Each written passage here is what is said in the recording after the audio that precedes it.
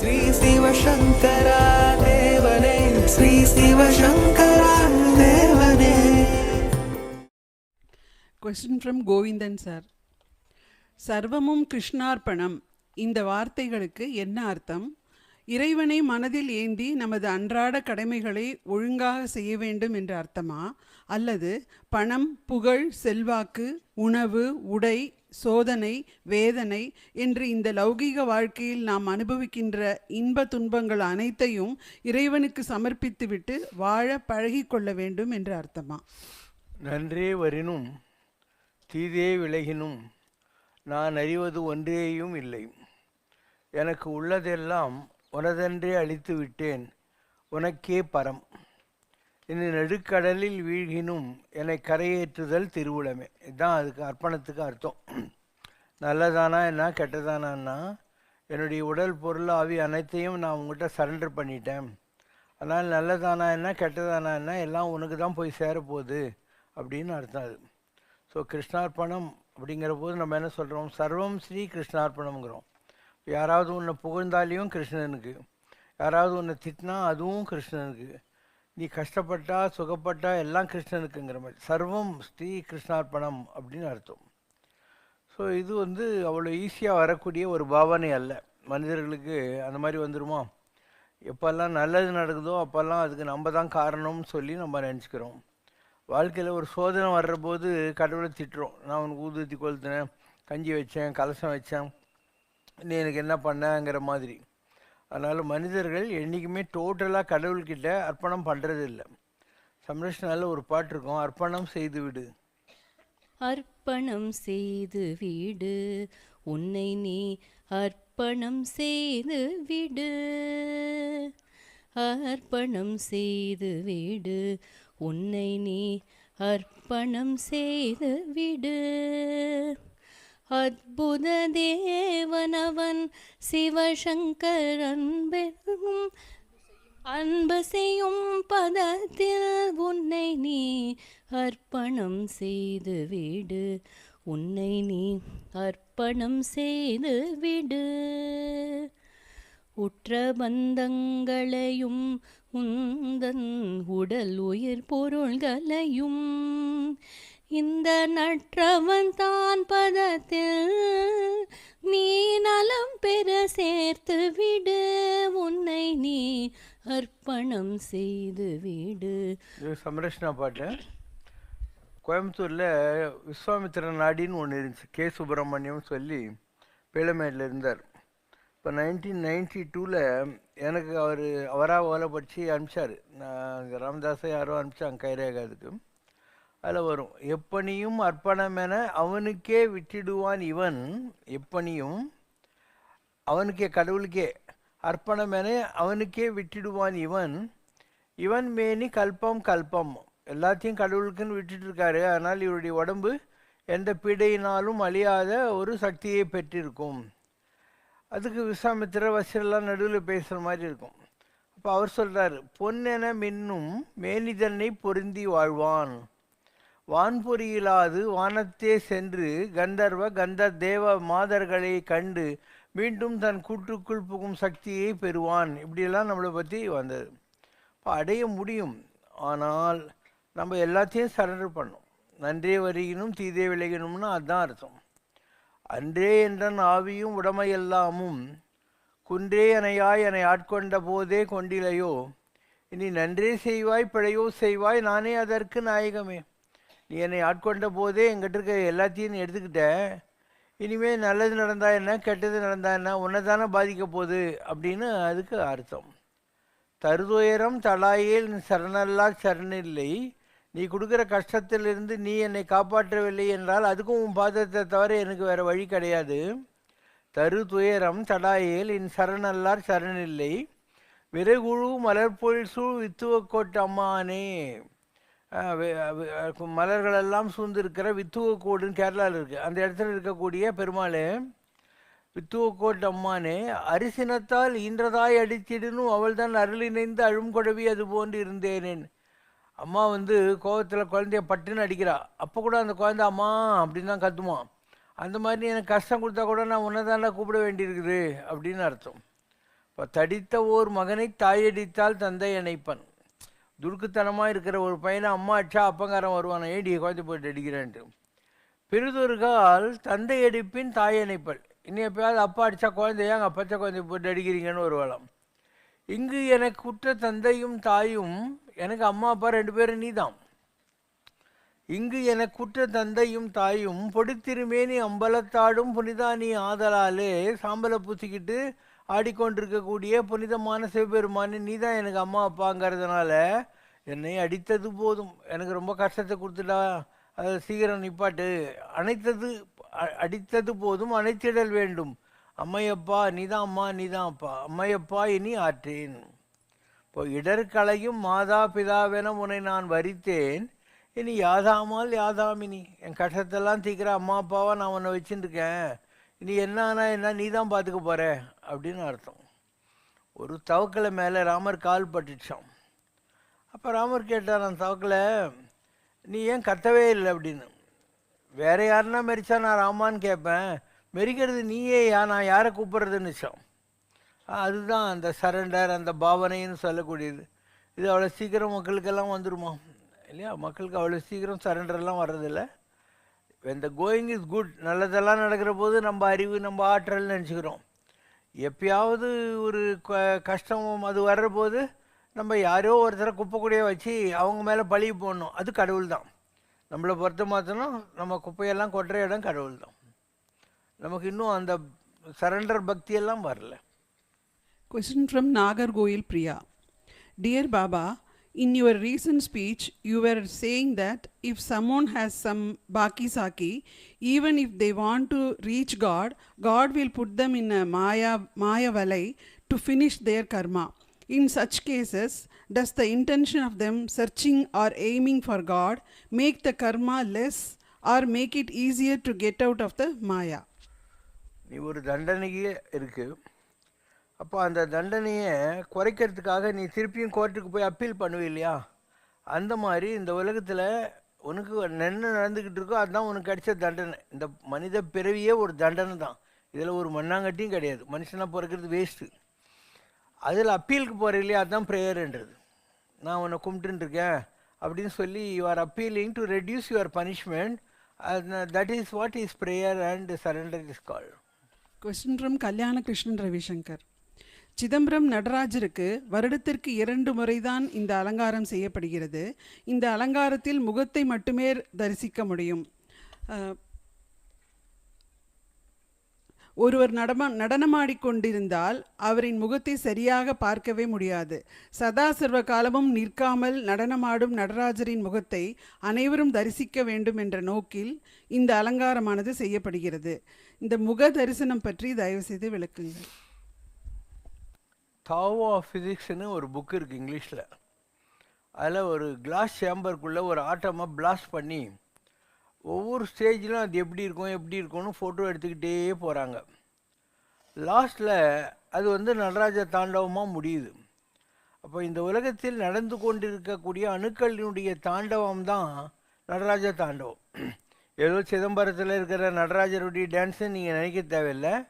உலகம் பூராவும் எப்பயும் நடந்து கொண்டிருக்கக்கூடிய cosmic dance of the atoms is called Nataraja Tandavam. அதனால் இப்போ நம்ம சிதம்பர ரகசியம் காட்டியிருக்கோம் ஒரு பெரிய படத்தில். அதில் நீங்கள் பார்த்தீங்கன்னாக்க 3 நாமம் இருக்கு இல்லையா, அதுதான் கோவிந்தராஜன். தூக்கி எடுத்து திருவடி இருக்கு இல்லையா, அதுதான் நடராஜன். அப்போ கோவிந்தராஜன் கம் நடராஜன் ஒரே ஆள் தான். அந்த படத்தை நீங்கள் நல்லா ஞாபகம் வைங்க. இப்படி இருக்கும், வலது கை இப்படி இருக்கும், அண்டு இடது பாதம் இப்படி தூக்குன மாதிரி இருக்கும் இல்லையா, அதான் அது. அந்த தூக்கிய திருவடி என்பது நடராஜன், 3 நாமம் இருக்கிற கோவிந்தராஜன் ஒன்று. ஒரு கை இப்படி இருக்கும், அந்த கை ஆகாசத்தை தொடாது. ஆகாசத்தில் ஒரு ஓம் இருக்குது. அந்த ஓம்ன்றது ஒரு திருசூலத்தில் இப்படி வளைஞ்சிருக்கும், அதுதான் சக்தி சகித கணபதிங்கிறது. ஒரு திருசூலம் அதில் பிள்ளையார் சொல்லி மாதிரி இருக்கும் ஆகாசத்தில், அது சக்தி சகித கணபதி. கீழே பூமியில் ஒரு ஓம் இருக்கும், அந்த ஓம் என்ன, வராக நரசிம்மர். இப்போ பூமிங்கிறது யார், நரசிம்மரும் வராகரும். ஆனால் நீங்கள் விசாகப்பட்டினத்துக்கு போனீங்கன்னா அங்கே சந்தன காப்பு போட்டு ஒரு சிவலிங்கம் மாதிரி இருக்கும். வருஷத்துக்கு ஒரு நாள் தான் அந்த சந்தனத்தை எடுப்பாங்க. அதுக்குள்ளே என்ன இருக்குது? வராக நரசிம்மர் தான் இருக்கார். அப்போது அந்த பூமியில் இருக்கிறது யார்? பூமிக்குள்ளே வராகரும் நரசிம்மரும். ஆகாசத்தில் இருக்கிறது யார்? சக்தி சக்தி கணபதி.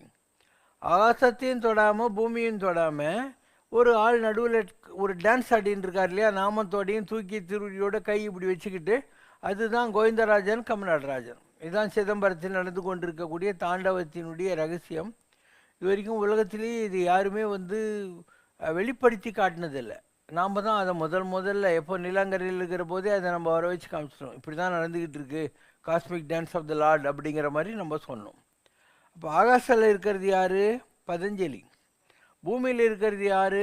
வியாக்கிரபாதர். அப்போ ரெண்டு மகான்களுடைய 2 பேரும் பார்க்குற மாதிரி ஒரு ஊழி தாண்டவம் நடந்துக்கிட்டு இருக்குன்றது என்ன? பதஞ்சலியும் வியாக்கிரபாதரும் மேலேயும் கிளியும் நிற்கிறாங்க.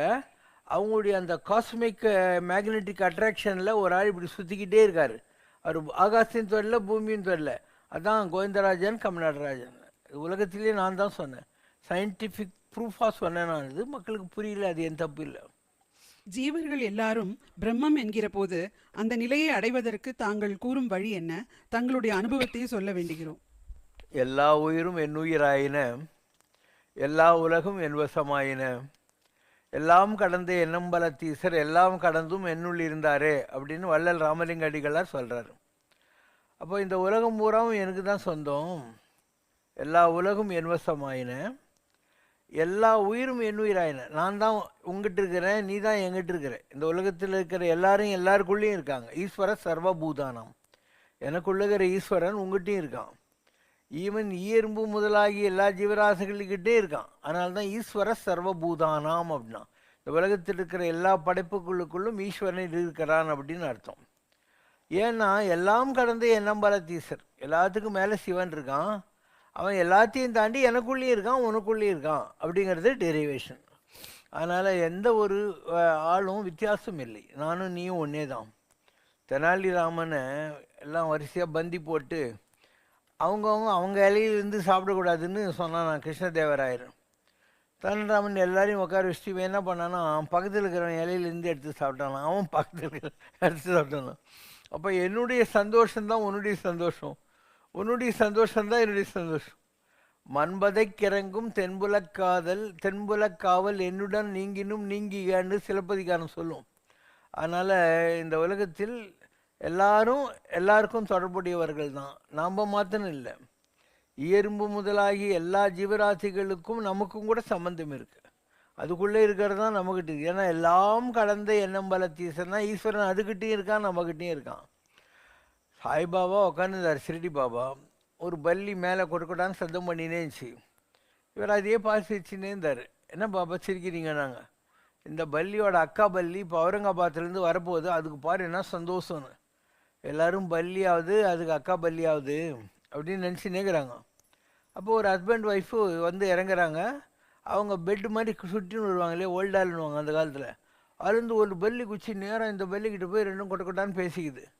போய் இவர் அவங்கள கேட்குறாரு, நீங்கள் எங்கேருந்து வரீங்க? நாங்கள் அவுரங்காபாத்லேருந்து வரோன்றாங்க. அப்போ பல்லிக்கு கூட சொந்த பந்தம் இருக்குது. நமக்கு அதை புரிஞ்சுக்கிற சக்தி இல்லை, மகான்கள் புரிஞ்சுக்கிறாங்க. இப்போது அனிச்சம் பூன்னு ஒன்றுக்குது, அது வாசனை பார்த்தாவே சுருங்கிடுமா. மோப்பக்குலையும் அனிச்சம் அப்படின்வாங்க. அந்த மாதிரி ரொம்ப சென்சிட்டிவான ஆத்மசக்தியை யார் அடைந்தார்களோ அவங்களுக்கு அந்த பல்லி எறும்பு முதலாகி எல்லாத்தினுடைய கஷ்டங்களும் தெரியும். இப்போ ரமண மகரிஷி இருந்தார். அவர் என்ன பண்ணுவார், அங்கே சுற்றி நிற்கிற மயில் மான் எல்லாத்தையும் கொஞ்சின்னு உட்காந்துருப்பார். ஏன்னா அவரை பொறுத்த மாத்திரம் அதுக்குள்ளே அவரால் கடவுளை பார்க்க முடியுது இல்லையா, ஒவ்வொருத்தரும். இப்போ காஞ்சி பெரியவர் திருவண்ணாமலையை மலை சுற்றுறதுக்கு போகிறாரு. ரமண ஆசிரமத்துக்கு வெளியே போயிட்டே இருக்கிற போது டிவோட்டிஸ் எல்லாம் வராங்க. நாங்கள் ரமணருடைய டிவோட்டி அப்படிங்கிறாங்க. இவர் அந்த பக்கம் அப்படி திரும்பி பாட்டு போயின்னே இருக்கிறார். இவங்க போய் ரமணர்கிட்ட சொல்கிறாங்க, நாங்கள்லாம் சொன்னோம் ரமணாசிரமம் நாங்கள்லாம் டிவோட்டின்னு, அவர் உங்களை மதிக்கவே இல்லை, உள்ளே வரல அப்படின்னாங்களாம். அவர் சிரிச்சுக்கிட்டு, நீங்கள் தான் மனுஷங்க, ஒருத்தருக்கு ஒருத்தர் எதிரில் பார்த்து அவ்வாரி சொல்லணும், நாங்கள் 2 பேரும் பேசிட்டோம் அப்படின்னாராம். அதே மாதிரி திருவண்ணாமலையில் யோகி ராமசுவரத்குமார் சாமி இந்த விசிறி சாமியார் ஒரு நாள் காஞ்சி பெரிய ஒரு காரை அனுப்பிச்சு அவரை கூட்டணும்னு சொல்கிறார். Mental communication. அவர் பூட்டிட்டு அவர் கதவை அந்த தேர் முட்டிக்கிட்டு இருந்தார் முதல்ல கோயிலுக்கு எதிரில். இப்போ தான் பெரிய ஆசிரமத்துக்கு போட்டாங்க. காரில் ஏறி உக்காந்துக்கிறார். காஞ்சி மடத்துக்கு வந்தோடனே அவர் உட்காந்துருக்காரு, இவர் உட்காந்துருக்காரு, 2 பேரும் இப்படியே இருக்காங்க. அரை மணி நேரம் கழித்து அவரை கும்பிட்டுட்டு கிளம்புறாரு. காரில் போகிறபோது நாங்கள் என்ன பேசணும் உனக்கு தெரியணுமான்றார். கார் ஓட்டின்னு வந்தோம், சொல்கிறேன் நீங்கள் தான் ஒன்றுமே பேசலேன்ட்டு. இல்லை நாங்கள் எல்லாம் பேசிட்டோம். அவர் கேட்டார், நீ ராமநாமத்தை தான் ஜபம் பண்ணுற, எங்கள் மடத்துலேயும் உன்ன மாதிரியே ராமநாமத்தை ஜபம் பண்ணின ஒருத்தருடைய இது கும்பகோணத்தில் இருக்குப்பா, அவரும் பகவத் நாம போதேந்திரான்னு பேர், அவரும் ராமநாமம் தான் உபாசனை பண்ணார். நீ அங்கே போறியா, நான் உனக்கு அரேஞ்ச்மெண்ட் பண்ணித்தரேன் தங்கறதுக்கு சாப்பாட்டுக்கெல்லாம் கேட்டார். இல்லை எனக்கு திருவண்ணாமலையே நல்லா இருக்குன்னு சொல்லிட்டேன். அப்போ நான் அங்கேயே இருன்னு சொன்னார். இதான் நாங்கள் பேசிக்கிறது அப்படின்னாரோம். ஏன் அந்த மாதிரிலாம் தோணுது? ஒரு நாள் இங்கே செங்கல்பட்டுக்கிட்ட பெரியவர் பெரியவர் லெக்சர் கொடுத்துட்டுருக்கிற போது ஒரு தூணுக்கு பின்னால் நின்று ராம் சரத்குமார் சாமி அதை கேட்டுன்னு இருக்கார். அப்போ பெரியவர் சிரிச்சுக்கிட்டு, இதுக்கு முன்னே கபீர்தாஸா இருந்தவர் இன்றைக்கி நம்முடைய உபன்யாசத்தை கேட்டுருக்கார், உங்களுக்கு தெரியுமோ அப்படின்னார். ஏன்னா அந்த ராம் சரத்குமார் சாமி இல்லையா, அவர் தான் கபீர்தாஸாக இருந்தால் அவர் இவருடைய லெக்சரை கேட்டுருக்கார். இதுதான் டச். கபீர்தாசர் யார்? ஒரு முஸ்லீமால் வளர்க்கப்பட்டு ராமநாமத்தை கொண்டவர். அந்த ராமநாமத்தை அவர் உபாசனை பண்ணுறதுக்கு யாரும் உபதேசம் கொடுக்கல, நீ துலுக்க பையன்ட்டாங்க. அந்த காலத்தில் ராமானந்தர் ஒருத்தர் இருந்தார், அவர் தான் பெரிய குரு. இவர் என்ன பண்ணுறார், அவர்கிட்ட போய் எனக்கு உபதேசம் கொடுங்கன்றார். அவர் நீ முஸ்லீம், நான் உனக்கு கொடுக்க மாட்டேன்றார். இவர் நீ என்னையா கொடுக்கறதுன்னு வெடிகால 4-5 மணிக்கு அவர் கங்கையில் குளிக்கிறதுக்கு இந்த படி இறங்கி போவார்ல, அங்கே போய் படுத்துக்கிறாரு. இப்போ அவர் நடந்து வரும்போது அவர் கால் இவர் மேலே பட்டுடுது. உடனே அவர் வழக்கமாக ராம் சொல்கிறவங்க கால் பட்டாலே ராம் தானே சொல்ல போகிறாங்க. உடனே எனக்கு உபதேசம் கிடச்சிச்சு அப்படின்னு சொல்லி எல்லாருக்கும் பண்ணும். இப்போ கோரக்கநாதர்னு ஒரு சித்தர் தமிழ்நாட்டு தென்னிந்தியாவிலேருந்து போகிறாரு.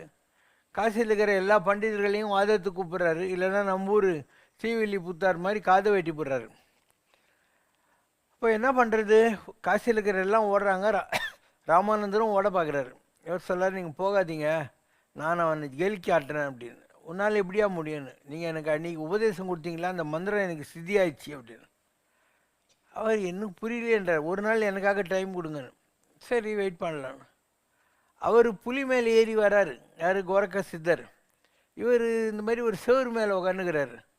அவர் புலி மேலே வர்றபோது இவர் செவத்து மேலே போகிறாரு. அதுக்கு உயிர் இருக்குது, செவத்துக்கு உயிர் இல்லை. அவர் இந்த மனுஷரு, நான் தப்பு பண்ணேன், இனிமேல் காதெல்லாம் வெட்ட மாட்டேன் அப்படின்னு சொல்லிட்டு ஓடி போயிட்டாருன்னு சொல்லுவாங்க. அப்போது எந்த அளவுக்கு ராமானந்தரை விட அவருடைய நாமத்தை மதித்து சொல்லிக்கிட்டு இருந்த அந்த மகான் கபீர்தாசருக்கு எவ்வளோ பவர் வந்துச்சு நீயே பாரு. அவர் இறந்த பின்னால் முஸ்லீமுங்க எங்கே ஆளுன்றாங்க, இந்துஸ் எங்கே ஆளுன்றாங்க. அந்த சாதரை அந்த துணி விலைக்கு பார்த்தா உள்ளே எல்லாம் ரோஜா பூவாக இருக்குது. ஸோ கபீர்தாசராக இருந்தவர் தான் இவராக வந்தார், நம்ம விசிறி சாமியாராக வந்தார். ஸோ அந்த கபீர்தாசருக்கு பின்னால் வந்த அவதாரம் இருக்கு இல்லையா, அது யார்? ஷிரடி சாய்பாபா. அவரை கேட்குறாங்க, நீங்கள் ஏங்க ஷிரடிக்கு வந்தீங்க, இந்த ஊர் ஆற்ற கடந்து வரணும், தண்ணியே இல்லாத இது வசதியே இல்லாத ஊராட்சின்னு கேட்குறாங்க. அவர் இந்த இடத்த தோண்டுங்கன்றார். தோண்டி பார்த்தா உள்ள ஒரு எலும்பு கூடு உக்கான்னு இருக்குது, ஒரு விளக்கு எரிஞ்சுருது. அவர் சொல்கிறாரு, இதுக்கு முன்பிறவியில் நான் கபீர்தாசராக இருந்தேன், அப்போ எனக்கு குருவாக இருந்த ராமானந்தருடைய சமாதி இந்த ஊரில் இருக்குது, அதுக்காக தான் நான் இந்த ஊருக்கு வந்திருக்கிறேன் அப்படின்னு. அப்போது ஏதோ ஒரு பிறவியில் கபீர்தாசராக இருந்தவர், அவருடைய குரு ராமானந்தருடைய சிலை இங்கே இருக்குது. கபீர்தாசருடைய ப்ரமோட்டட் லெவல் ஷிரடி பாபா, அவர் அந்த ஷிரடிக்கு வர்றதுக்கு அதை காரணமாக சொல்கிறார். அப்போ அந்த கபீர்தாசருங்கிற ஆத்மா இருக்கு இல்லையா, அந்த போஸ்ட்டு எல்லாம் போஸ்ட்டு தான், அந்த போஸ்ட்டுக்கு தான் ராம் சரத்குமார் சாமி வந்தார். இவர் பேர் ராம் சூரத் கன்வர். ஒரு நாள் துணி காய போடுற போது ஸ்கூல் வாத்தியாராக இருந்தார், கல்யாணம் ஆகி 2 பசங்கள்லாம் இருந்தாங்க. அவருக்கு ஒரு பறவை அந்த துணி காய போகிற போது செத்து போகுது. இவர் உட்காந்து அழுது உயிர் வரல, பொச்சிட்டு காசி விஸ்வநாதருக்குள்ளே போகிறாரு. அப்போ இவருக்கு ஏதோ ஒரு ஒளி வந்த மாதிரி ஞாபகம் வருது. அரவிந்தர்கிட்ட வராரு, ரமண மகரிஷிக்கிட்ட போகிறாரு, கஞ்சங்கால் ராமதாஸ் கிட்ட போகிறாரு. அவர்கிட்ட ராமர் மந்திரத்தை வாங்கிட்டு அவர் தொத்தி விட்டுறாரு, ஒரு பெரிய ஆலமரத்துக்குள்ள சின்ன மரம் வளராது, நீ போயிடுன்னு. இவர் திருவண்ணாமலைக்கு சுடுகாட்டில் 40 வருஷம் சுற்றின்னு இருக்கிறார். அப்போ எல்லாம் கல் எடுத்து அடிக்கிறாங்க, இந்த ஆள் மென்டல்னு. ஞானானந்தகிரியின் திருக்கோயில் தபோவனத்தில் இருந்த மகான் ஐஜி பரமகுரு கூப்பிட்டு, அந்த ஆள் பெரிய மகான், எல்லோரும் அடிக்கிறாங்க, நீ ப்ரொடெக்ஷன் கொடுன்னு. அப்போ ஐஜி பார்த்து 2 போலீஸ்காரங்களை பாரா போட்ட உடனே தான் ஊர்க்காரங்களாம் இவர் சாமியார் போல இருக்குதுன்னாங்க. சிவகாசி நாடகங்கள்லாம் சேர்ந்து அவருக்கு அந்த தேர் முட்டிக்கிட்டு இருந்த ஒரு வீட்டை வாடகைக்கு எடுத்து கொடுத்தாங்க. அங்கே தான் அவர் இருந்து ஜனங்களை பார்த்துக்கிட்டு இருந்தார். அப்போ ஏன் சிவகாசி நாடார்களும் விருதுநகர் நாடார்களும் அவர்கிட்ட நிறைய பேர் டிவோட்டியாக இருக்கிறாங்க? நல்லா யோசனை பண்ணிப்பார். அப்படின்னா இன்றைக்கி ராம் சூரத்குமார் சாமி கபீர்தாசர் ஆகிட்டார். ஆனால் ராம் சூரத்குமார் சாமியினுடைய முற்பிறவி இருக்கு இல்லையா, அது இந்த நாகர்கோவில் கன்னியாகுமரி பக்கத்தில் உலகத்தில் என்னெல்லாம் நடக்கும்னு சொல்லிட்டு ஒரு ஓலெல்லாம் எழுதி போட்ட ஒரு மகான் இருக்கார். ஸோ அந்த மகான் தான் வந்து இவர். அதனால தான் காமராஜன் சொல்லிட்டு, பொன் காமராஜன் வக்கீல் அவர் குமரி ஆனந்தன்கிட்ட ஜூனியராக இருந்தார், எம்ஏபிஎல். அவருக்கு தீராத வயிற்று வலி வந்து மாயம்மா கிட்ட போனால் நீ திருவண்ணாமலை போன்னு அவருக்கு ஏதோ சாப்பிட சொல்கிறாரு. வயிற்று வலி நல்லாகுது. அவர் வக்கீல் எல்லாம் விட்டு ராம் சூரத்குமார் சாமியை பச்சை தலைப்பாக கட்டின்னு கையில் விசிறி சட்டெல்லாம் வச்சுக்கினார். அப்போ அவர்கிட்ட சொல்கிறாரு, நீ அங்கே ஒரு காணி மடம்ங்கிற இடத்துல நீ எனக்கு முதல்ல கோயில் கட்டு அப்படிங்கிறார். ஏன் அந்த காணி மடம்ங்கிற இடத்துல வந்து முதல் கோயில் வர்றதுக்கு காரணம் என்ன, இவருடைய முற்பிறவி அந்த ஊரில் இருக்குது, அந்த ஊர்லேயே இருந்துச்சு. அதுக்கப்புறம் இங்கே இந்த ஜேசுதாஸ் கச்சேரி வச்சு மெட்ராஸில் வசூலெல்லாம் பண்ணி பொன் பரமகுரு, இன்கம் டேக்ஸ் கமிஷனராக இந்த விஜயலட்சுமி இவங்கெல்லாம் வசூல் பண்ண பணத்தில் தான் அங்கே முதல்ல கட்டினாங்க. அங்கே கட்டின அப்புறம் தான் திருவண்ணாமலை இப்போ இருக்கக்கூடிய பெரிய ஆசிரமம் வந்தது. இப்போ ராம் சூரத்குமார் சாமி இப்போ கபீர்தாசர். அதுக்கு முன் பிறவியில் அவர் யார், இந்த அகில திருட்டெல்லாம் எழுதின ஒரு மகான் இருக்கார் இல்லையா, அவர். ஸோ அதனால தான் அங்கே முதல்ல அந்த ஆத்மாவுக்கு அங்கே மரியாதை. இப்படி யாருமே இந்த உலகத்தில் புதுசு கிடையாது. உண்டதே உண்டு, உடுத்ததே உடுத்து, உரைத்ததே அடுத்தடுத்து உரைத்து, கண்டதே கண்டு, கொண்டதே கொண்டு, கழிந்ததே கடவுள் நாளெல்லாம் அப்படின்வாங்க. அதனால் நம்ம யாரும் புதுசு இல்லை. ஆனால் போஸ்ட்டு வேறு. கிளர்க்காக இருந்தவன் ஹெட் கிளார்க் ஆகிறான், head clerk superintendent manager, general manager, director. அந்த மாதிரி அந்த கபீர்தாஸுங்கிறது இந்த இதில் இருந்தார் இல்லையா காணிமடத்தில், அவருக்கு கிடைச்ச ப்ரமோஷன். அந்த கபீர்தாசருக்கு கிடைச்ச ப்ரமோஷன் எது, ஷிரடி சாய்பாபா. அப்போது ஷிரடி சாய்பாபா யார், நான் தான். புரியுதா, எல்லாம் ப்ரமோஷன். என்னென்னமோ நான் ஒரு 48 நாள் விரதம் இருந்தேன். திருவண்ணாமலையில் டெய்லி மலை சுற்றுவேன், கோயிலே உட்காந்து இருப்பேன் 48 நாள். 48வது நாள் நான் அங்கே உட்காந்துருக்கேன் ரமணருடைய பாதாள லிங்கத்துக்கு பக்கத்தில். விசிறி சாமியார் வந்து என் கையை பிடிச்சின்னு அண்ணாமலையாரும் உண்ணாமலையும் ஒரு சுற்றிட்டு வந்து எல்லா லைட்டும் அணைஞ்சி போகுது. ஆகாசில் ஒரு வெளிச்சத்தை காட்டுறாரு. இந்த லைட்டை பார்க்காத அது பாருன்றாரு. உடனே வெளிச்சம் வருது. இதில் இருக்கிற பிள்ளையார் கோயிலில் ஒருத்தன் 27 தேங்காவை உடைக்கிறான். அது ஆன உடனே சாமி, அந்த ராம் சூரத்குமார் சாமி இருக்கு.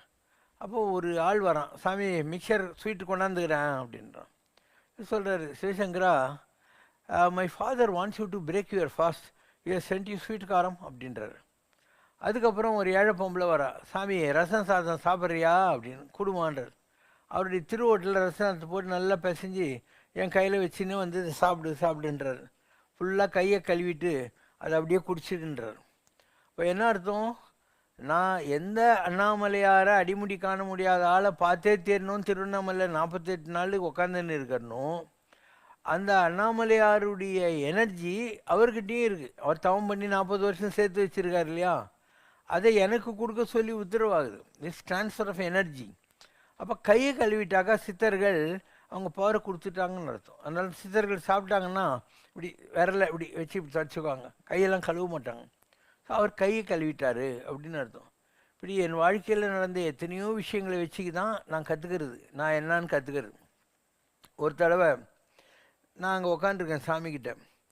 அப்போ அவர் அடையாறு ஆலமரம் வந்துச்சு தெரியுமாப்பா அப்படின்றாரு. ஆமாம் சாமி அப்படின்னேன். அது எவர் ஜெயகிருஷ்ணமூர்த்தி அப்படின்னாரு. ஜெயகிருஷ்ணமூர்த்திங்கிறவர் அன்னி பெசன்ட்டோட சிஷ்யனாக இருந்தவர். அப்போ அவர் சொல்கிறாரு, ஷிரடி பாபா இல்லை, you have to go to Puttaparthi அப்படின்னாரு. நான் சும்மாவே இருந்தேன். வேணும் என்ன ஜஸ்ட் நோ அப்படின்னு. நான் ஏதோ 70 ரூபாய் எடுத்துன்னு திருவண்ணாமலை போயிருந்தேன் பஸ் சார்ஜுக்கு. அவர் இப்பேன்றாரு. அப்போ எனக்கு தெரிஞ்ச ஒரு பையன் மகேந்திரகுமார் ஜெயின்னு கோடிசாமிக்கிட்டே எனக்கு தெரியும். திருவண்ணாமலையில் முதல்ல இருந்த பழைய பவன்குமார்னு ஒரு மார்வாடி எம்எல்ஏ, அவனுடைய சொந்தக்காரன், பெங்களூர்காரன். நான் அந்த வழியாக பெங்களூர் போகிறேன், உன்னை விட்டுறேன்னு சொல்லி என்னை கொண்டு போய் அங்கே மதனப்பள்ளியிலேருந்து பஸ் சார்ஜுக்கு 400 ரூபா கொடுத்து ஏற்றி விட்டான். நான் போய் 9 நாள் இருந்தேன். எனக்கு சில அனுபவங்கள்லாம் கிடச்சிது. நேராக திருவண்ணாமலைக்கு வந்தேன்.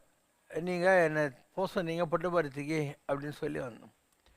அவர் அங்கேருந்த ஃபேமிலி அலங்கார் கன்சாம்பிள்னு திருநெல்வேலிக்காரங்க, அவங்ககிட்ட சொல்கிறாரு, சிரிடி பாபா புட்டபர்த்தி பாபா, இவர் சிவசங்கர் பாபா. என் பேர் சிவசங்கர் தான், எனக்கு இந்த பாபான்ற பேர் வச்சதே அவர் தான் வச்சார், இதுதான் சீக்வன்ஸ். இவர் சிவசங்கர் பாபா, இவர் அருணாச்சல் பாபா, இவர் நம்ம பாபா அப்படின்னார். அப்போ ஒவ்வொன்றும் ஒவ்வொரு இடத்துலேருந்து நமக்கு வரும். வர வேண்டிய பவரு நம்ம கரெக்டாக இருந்து கடவுளை தேடி இருந்தால் நமக்கு தகுதி உடையவன் எவனும் அவனுக்கு எல்லாம் கொடுக்கப்படும் பைபிளில் வர மாதிரி இஃப் யூ ஆர் டிசர்விங் நமக்கு எல்லா இடத்துலேருந்தும் எல்லாமே வரும். அதனால் சிவசங்கர் பாபா, சிரிடி பாபா, புட்டபர்த்தி பாபா, சிவசங்கர் பாபான்னாலோ இல்லை அருணாச்சலேஸ்வருடைய எனர்ஜி அவர் கை கழுவி கொடுத்துட்டாருனாவோ இப்படிலாம் ஒவ்வொன்றா நம்ம சொல்லின்னு போகிறது போது எத்தனி தான் ஏன் வரும் உனக்கு. நான் ஒரு அவியல் கேரளாவில் சிவபிரபாகர சித்த யோகின்னு ஒரு பெரிய மகான் 700 வருஷம் இருந்தார். நான் அவரை பார்க்க போகிறேன், அவருக்கு சாப்பாடெல்லாம் பார்த்துக்கிட்டு இருந்த ஒரு கேர்டேக்கர் அம்மா, மலையாளி அந்தம்மா. அவர் நீங்கள் வருவீங்கன்னு சாமி சொன்னார், உங்களுக்கு சப்பாத்தி அவியல் பண்ணி வைக்க சொன்னார் அப்படின்னு. ஏன்? சப்பாத்தின்னா கோதுமை, குரு பகவான். அவியல்னால் எல்லா தெய்வ சக்தியும் ஒன்றா சேர்ந்த ஒன்றுன்னு அர்த்தம். அது உங்களுக்கு சிம்பாலிக். இதெல்லாம் இப்படி வாழ்நாள் பூரா இருக்கும். நான் புட்டபர்த்தியெல்லாம் போயிட்டு வந்த உடனே கோடிசாமிக்கு இரிட்டேஷன், தாத்தா அங்கே போகும் இங்கே வாகும் அப்படின்னா, நான் ஒன்று கொடுக்கணுன்னு இருக்கேன், நீ ஏன் அங்கெல்லாம் போகிறேன்னு அர்த்தம். அதுக்கப்புறம் கோடிசாமியுடைய எனர்ஜி நம்மக்கிட்ட வந்துச்சு. இப்படி எவ்வளவோ வந்துக்கினே தான் இருக்குது. கிருஷ்ணசாமி அம்மா இறந்தாங்க, அப்போ எங்கள் துர்கை கோயிலில் நம்ம அவங்கள இறக்குறோம். இப்படி எத்தனையோ பேருடைய எனர்ஜியை ஒரே உடம்புகளை வாங்கி நாம் உக்காந்துருக்கோம். இந்த மாதிரி வந்தால் அதுக்கு என்ன பேர்? பூரண பிரம்மம்னு பேர். இந்த பிரம்ம தத்துவத்தில் வந்திருக்கிற எல்லாம் சேர்ந்த ஒரு வடிவம் பூரண பிரம்மம் அப்படின்னு பேர். பாடுங்க, பூரண பிரம்மம் அடி. பூரண பிரம்மமடி சிவசங்கர் பூரண பிரம்மமடி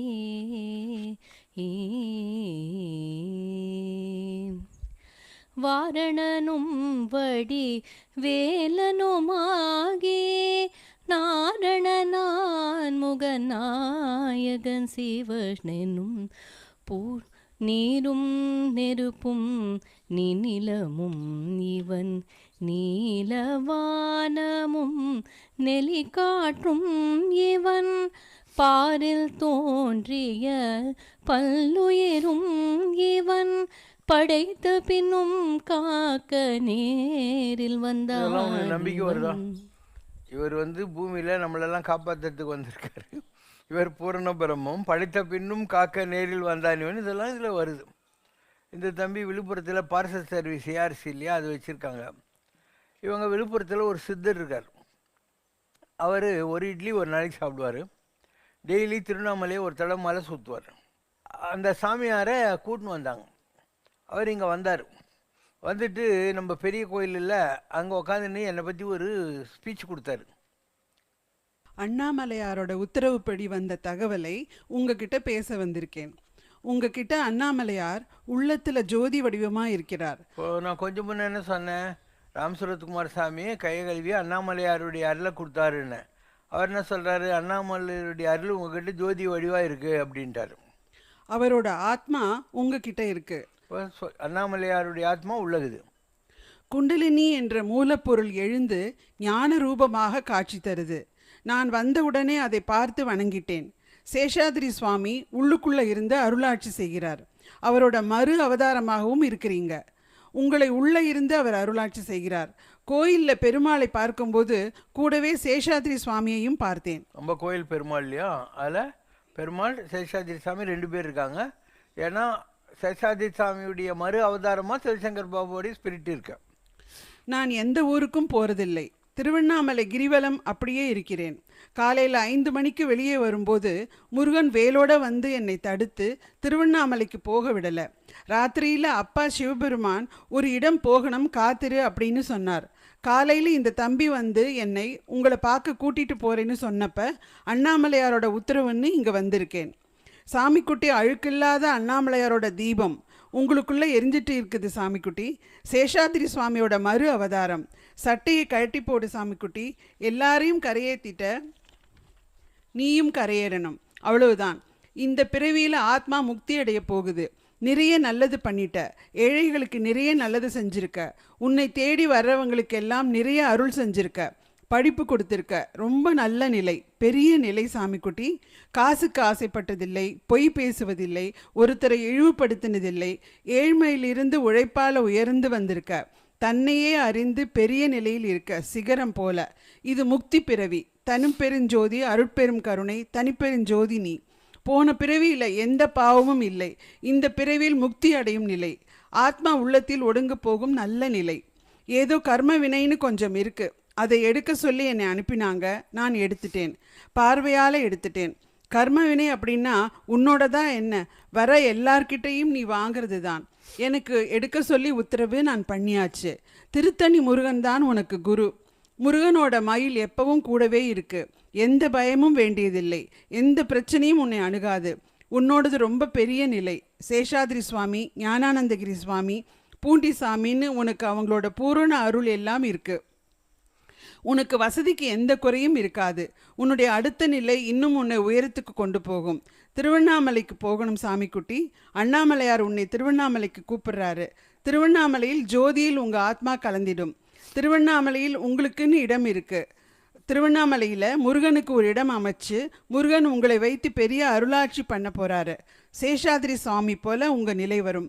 முருகனுக்கு 21 அடியில் சிலை, 12 அடியில் வேல், வெள்ளியில் சேவல், மயில், இதெல்லாம் செய்கிற மாதிரி வரும். திருவண்ணாமலைக்கு வரணும் சுவாமிக்குட்டி. அண்ணாமலையாரோட ஜோதியில தான் உன்னோட ஆத்மா ஒடுங்கும். சூரியன், அக்னி எல்லாம் ஒன்று தான். என்கிட்ட இருக்கிறதெல்லாம் உனக்கு கொடுக்க சொல்லி உத்தரவு, எல்லாம் கொடுத்தாச்சு சாமிக்குட்டி. நிறைய ஆயுள் இருக்கு, 140 வயசு ஆயுள் இருக்கு. உன் உடம்புக்கு ஒன்றும் வராது, பரிபூர்ண ஆரோக்கியம் இருக்கு. அண்ணாமலையார் தீபத்தில் ஜோதி வடிவத்தில் சேஷாதிரி சுவாமி கலந்தது மாதிரி அண்ணாமலையாரே வந்து உன்னை மயில் மேலே கூட்டிட்டு போவார். பிறவி முக்தி இருக்கு. மற்றவர்கள் போல இல்லாமல் உன் ஆத்மா திருவண்ணாமலையிலேயே இருந்து எல்லோருக்கும் அருள் செய்யும். ஓகேவா? இதெல்லாம் நடக்க தான் போகுது, நீங்களும் பார்க்க தான் போகிறீங்க. அதனால் காரணம் இல்லாமல் காரியம் இல்லை. இப்போ இவ்வளோ பெரிய ஆசிரமம் கட்டுறோம், இவ்வளோ கோயில் கட்டுறோம், இவ்வளோ வசதியாக இருக்கும் இல்லையா? அப்போ காரணங்கள்லாம் சரியாக தான் இருக்குது. எல்லா ஸ்டெப்ஸ் படி போயிட்டு இருக்குது. அடுத்தடி வர்றபோது உங்களுக்கே புரிய போகுது. இதெல்லாம் நம்ம சொல்லணுங்கிற அவசியமே இல்லை, ஜனங்களுக்கு தெரியும் நம்ம எந்த அளவுக்கு பாடுபட்டு இந்த உயரங்களை அடைஞ்சிருக்கோம் அப்படிங்கிறதும். எப்படி ஒரு டோட்டலாக ஒரு நேர்மையாக இருந்து இவ்வளோ பெரிய அமைப்பை யாரையும் ஏமாத்தாத, காசு எல்லாம் பிடுங்காம எல்லாம் பண்ணி வச்சுருக்கோம் இல்லையா? வசதியாக தானே இருக்கும், நமக்கு என்ன கம்மி? பாடுங்க. லடியும் ஷீரடியும் இங்குதான், அந்த காஞ்சிபுரம் காசி நகர் இங்குதான், மீன் விழியால் மாமதுரை இங்குதான், என்றும் மீட்சி தரும் சங்கரனார் எங்குதான் அங்குதான், காலடியும் ஷீரடியும் இங்குதான், அந்த காஞ்சிபுரம் காசி நகர் இங்குதான், குமரி முனை கோலபுரி இங்குதான், அருள் குடியிருக்கும் சமயபுரம் இங்குதான், வேர்காடும் மாங்காடும் இங்குதான், எங்கள் வித்தகனார் சங்கரனார் எங்குதான் அங்குதான், வித்தகனார் சங்கரனார் எங்குதான் அங்குதான், காலடியும் ஷீரடியும் இங்குதான், அந்த காஞ்சிபுரம் காசி நகர் இங்குதான், வைஷ்ணவியும் உஜ்ஜயினியும் இங்குதான், பட்டர் வாழுகின்ற திருக்கடவூர் இங்குதான், ஸ்ருங்ககிரி திருவக்கரை இங்குதான், எங்கள் சித்த யோகி சங்கரனார் எங்குதான் அங்குதான், சித்த யோகி சங்கரனார் எங்குதான் அங்குதான், காலடியும் ஷீரடியும் இங்குதான், அந்த காஞ்சிபுரம் காசி நகர் இங்குதான், பத்ரிநாத் கேதார்நாத் இங்குதான், வெள்ளை பனி உருகும் அமர்நாதும் இங்குதான், வெற்றி தரும் சோமநாதும் இங்குதான், எங்கள் விதியை வெல்லும் சங்கரனார் எங்குதான் அங்குதான். அம்மையோடு அப்பனென வந்தவர்க்கு மங்களம், ஆசானும் தெய்வமுமாயானவர்க்கு மங்களம், இத்தனை துயர்கள் எல்லாம் தீர்ப்பவர்க்கு மங்களம், ஈஸ்வராவதார சிவசங்கரர்க்கு மங்களம்.